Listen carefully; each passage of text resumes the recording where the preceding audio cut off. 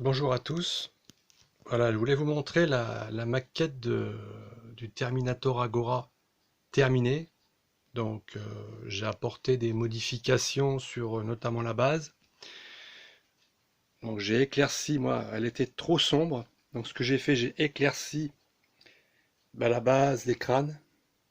J'ai rajouté un autre crâne sous le pied du T800 avec la signature de Stan Winston qui était quand même le créateur du Terminator, évidemment. J'ai aussi rajouté une partie du Terminator sur la base pour évidemment faire croire à une bataille. Et aussi le pass de Miles Bennett Dyson à côté. Et là tout à l'heure je vous ferai voir le petit haut-parleur là. Donc c'est une maquette qui est vraiment super belle. J'ai aussi donné un style accurate on va dire pour refaire sortir tous les détails de cette superbe maquette quoi. Et je remercie encore, évidemment, Geoffrey se reconnaîtra pour m'avoir fait justement le plasma phase, qui m'a fait en 4 parties et que j'ai dû refaire, moi, recoller, et remettre en peinture pour donner ce côté sale, évidemment. J'ai aussi retravaillé aussi, grâce aussi à Geoffrey qui m'a fait quelque part le, la puce. La puce du T800 que j'ai réussi à inclure dedans, donc je vais vous montrer ça. Hop. Donc la puce, elle est vraiment dedans. Il faut que je fasse le point parce que ça va pas. Voilà. Il y a vraiment la puce du T800 dans sa capsule, évidemment. J'ai retravaillé les yeux parce que quand j'ai vu les yeux du Terminator Agora sorti, je me suis dit non, c'est pas bon. C'est pas comme ça que ça doit être fait. J'ai retravaillé la mâchoire, évidemment. Voilà, j'ai retravaillé chaque pièce pour donner un côté crasseux, on va dire, et donner une patine à l'ensemble de la maquette qui est vraiment super belle. Et là, je vais éteindre la lumière et vous montrer le côté apocalyptique, comme dans le film. Donc, je passe, évidemment. Voilà, là on est dans le côté obscur, on va dire, de la force. Donc, les yeux, évidemment. Mais moi, ce qui se passe, c'est qu'il tourne pas. Il tourne pas et j'ai la mâchoire qui ne fonctionne pas. Pourquoi? Parce que j'ai vu sur des vidéos américaines et anglaises que les yeux n'ont pas un grand débattement gauche-droite. Et la mâchoire, je trouvais un peu ridicule d'avoir un T800 qui ouvre la bouche et qui la ferme. Donc, ce que j'ai fait, moi, j'ai privilégié justement les deux moteurs qui ne sont pas dans le crâne, donc pour y insérer justement la puce qu'on voit actuellement et que je vous montre. Et c'est vraiment rien que les yeux comme ça, c'est vraiment super beau, quoi. Donc là, je vais vous montrer maintenant l'ensemble avec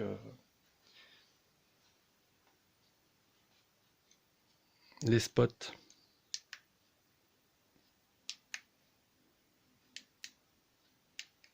Voilà. Voilà à peu près ce que ça peut donner. Ça donne fort, hein. C'est vraiment une luminosité qui est vraiment assez impressionnante.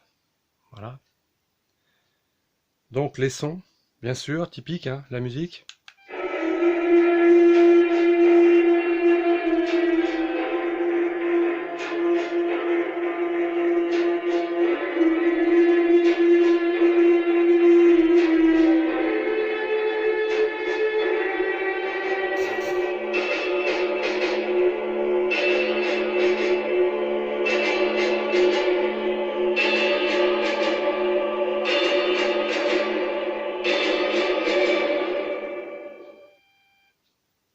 Les bruits environnementaux.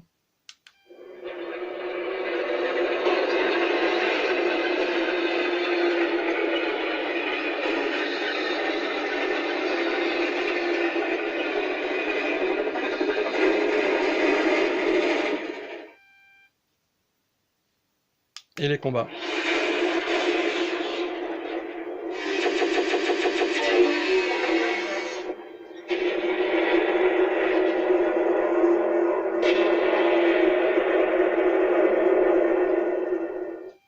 Voilà. Ce que je voulais donner aussi, moi, à la maquette, et donner un plus, on va dire, sur les sons. J'ai acheté un petit MP3 haut-parleur et j'ai enregistré des sons typiques du Terminator 1 et je trouve que ça donne encore une exclusivité à la maquette parce que vraiment c'est moi je suis un grand fan du Terminator évidemment, j'ai toute la série. Bon, il y a certains comment dire épisodes on va dire qui sont plus ou moins bien faits. Ça c'est une critique personnelle aussi, hein. Bien sûr, le 1 et le 2, c'est vraiment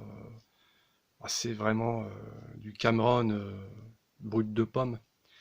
Après, bon, il y a eu d'autres réalisateurs qui ont fait une sorte de suite, on va dire, apocalyptique, on va dire. Et là, je vais vous faire écouter, si je trouve, bien sûr, parce que la boîte est petite, les bruits que j'y ai insérés, moi.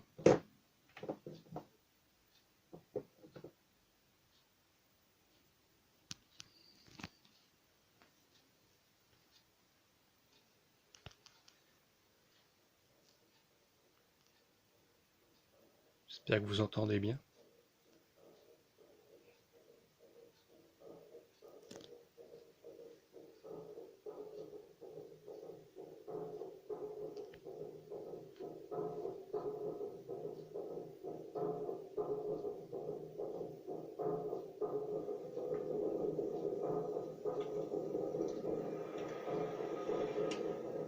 Calibre 12 automatique. C'est italien. Vous le voulez à haut ou auto? 45 à canon long avec visée laser. Ah, vous avez de la chance, il vient juste d'entrer. Et là, l'œil sur la cible, le point rouge apparaît.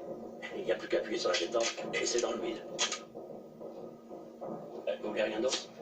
Fusil plasma phase, 40 watts. Ah, et vous voyez tout ce que j'ai.